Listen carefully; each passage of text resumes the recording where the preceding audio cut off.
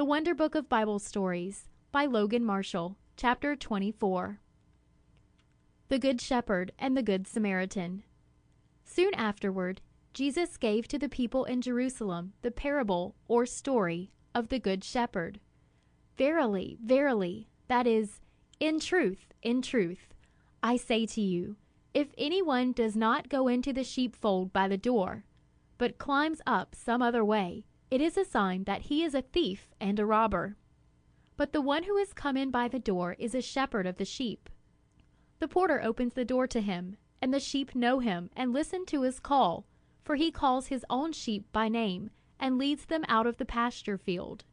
And when he has led out his sheep, he goes in front of them, and the sheep follow him, for they know his voice. The sheep will not follow a stranger, for they do not know the stranger's voice. The people did not understand what all this meant, and as Jesus explained it to them, he said, Verily, verily, I say unto you, I am the door that leads to the sheepfold. If any man comes to the sheep in any other way than through me and in my name, he is a thief and a robber. But those who are the true sheep will not hear such. I am the door. If any man goes into the fold through me, he shall be saved, and shall go in and go out, and shall find pasture. The thief comes to the fold that he may steal and rob the sheep, and kill them. But I come to the fold that they may have life, and may have all that they need. I am the good shepherd. The good shepherd will give up his own life to save his sheep, and I will give up my life that my sheep may be saved.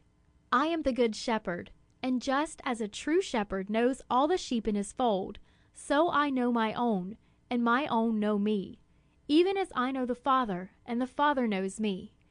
And I lay down my life for the sheep. And the other sheep I have, which are not of this fold, them also I must lead, and they shall hear my voice, and there shall be one flock and one shepherd.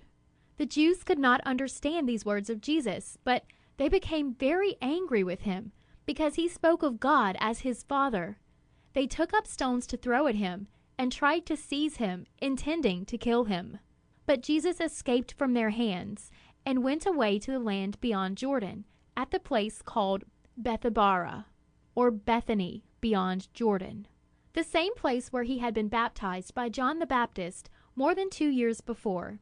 From this place, Jesus wished to go out through the land in the east of the Jordan, a land which is called Perea, a word that means beyond. But before going out through this land, Jesus sent up 70 chosen men from among his followers to go to all the villages and to make people ready for his own coming afterward. He gave to these 70 the same commands that he had given to the 12 disciples when he sent them through Galilee, and sent them out in pairs, 2 men to travel and to preach together. He said, I send you forth as lambs among wolves. Carry no purse, no bag for food, no shoes except those that you are wearing. Do not stop to talk with people by the way, but go through the towns and villages, healing the sick and preaching to the people, the kingdom of God is coming.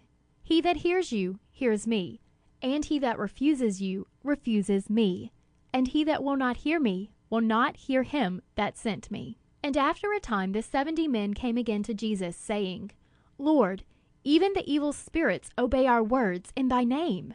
And Jesus said to them, I saw Satan, the king of the evil spirits, falling down like lightning from heaven. I have given you power to tread upon serpents and scorpions, and nothing shall harm you. Still, do not rejoice because the evil spirits obey you, but rejoice that your names are written in heaven. And at that time, one of the scribes, men who write copies of the books of the Old Testament and studied them and taught them, came to Jesus and asked him a question to see what answer he would give. He said, Master, what shall I do to have everlasting life?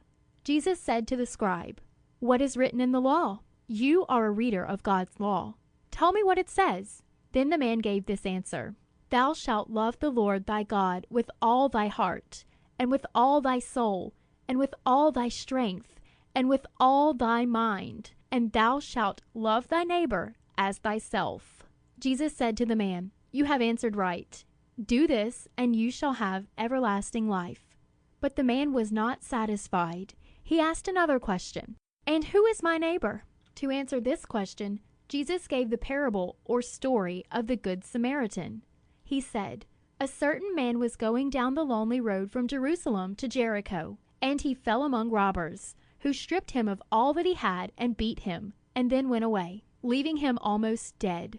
It happened that a certain priest was going down that road, and when he saw the man lying there, he passed by on the other side. And a Levite also, when he came to the place and saw the man, he too went by on the other side. But a certain Samaritan, as he was going down, came where this man was, and as soon as he saw him, he felt a pity for him. He came to the man and dressed his wounds, pouring oil and wine into them.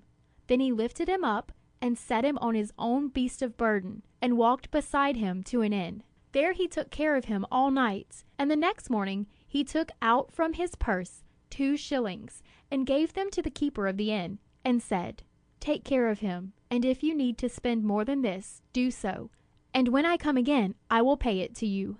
Illustration. Then he lifted him up. Which one of these 3, do you think, showed himself a neighbor to the man who fell among the robbers? The scribe said, "The one who showed mercy on him." Then Jesus said to him, "Go and do thou likewise." By this parable, Jesus showed that our neighbor is the one who needs the help that we can give him, whoever he may be. The story of the palm branches. Illustration. Came to Bethany, where his friends Martha and Mary lived.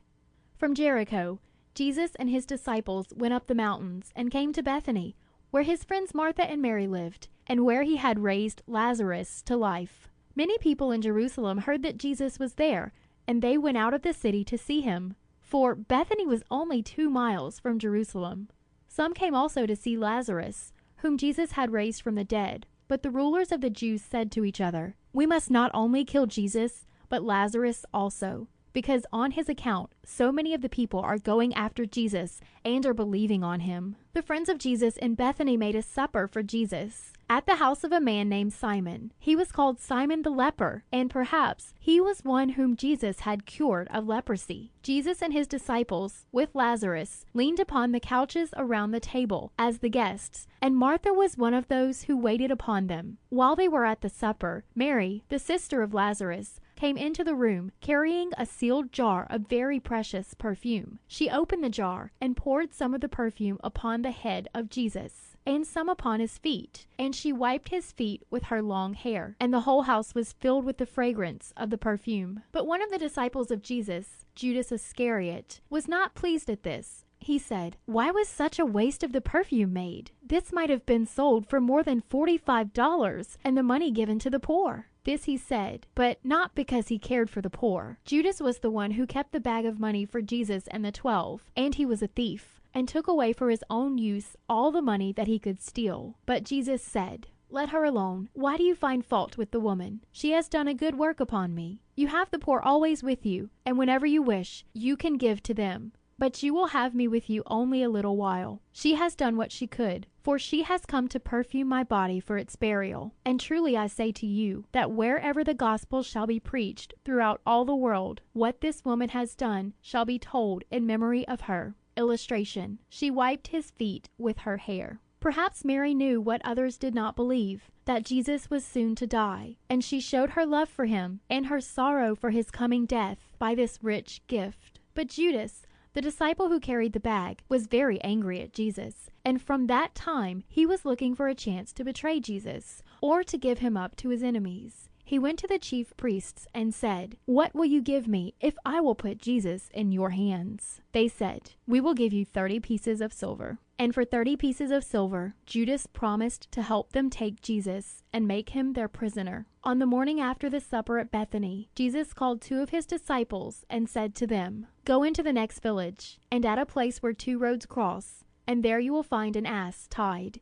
and a colt with it. Loose them and bring them to me. And if anyone says to you, 'Why do you do this?' say, 'The Lord has need of them,' and they will let them go." They went to the place and found the ass and the colt, and were loosing them, when the owner said, "What are you doing, untying the ass?" And they said, as Jesus had told them to say, "The Lord has need of it." Then the owner gave them the ass and the colt for the use of Jesus. They brought them to Jesus on the Mount of Olives, and they laid some of their own clothes on the colt for a cushion, and set Jesus upon it. Then all the disciples and a very great multitude threw their garments upon the ground for Jesus to ride upon. Others cut down branches from the trees and laid them on the ground. And as Jesus rode over the mountain toward Jerusalem, many walked before him waving branches of palm trees, and they all cried together.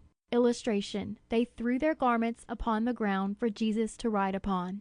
Hosanna to the Son of David! Blessed is he that cometh in the name of the Lord! Blessed be the kingdom of our father David, that cometh in the name of the Lord! Hosanna in the highest! These things they said because they believed that Jesus was the Christ, the anointed king, and they hoped that he would now set up his throne in Jerusalem. Some of the Pharisees in the crowd, who did not believe in Jesus, said to him, "Master, stop your disciples." But Jesus said, "I tell you, that if these should be still, the very stones would cry out." And when he came into Jerusalem with all this multitude, all the city was filled with wonder. They said, "Who is this?" And the multitude answered, "This is Jesus, the prophet of Nazareth in Galilee." And Jesus went into the temple and looked around it, but he did not stay, because the hour was late. He went again to Bethany, and there stayed at night with his friends. These things took place on Sunday, the first day of the week. And that Sunday in the year is called Palm Sunday, because of the palm branches which the people carried before Jesus. Many people heard him gladly, but the great city was deaf to his pleadings. "O Jerusalem, Jerusalem," he cried, "thou that killest the prophets! How often would I have gathered thy children together, even as a hen gathereth her chickens under her wings, and ye would not!" Illustration: the great city was deaf to his pleadings. End of chapter 24. Read by Sarah Swart.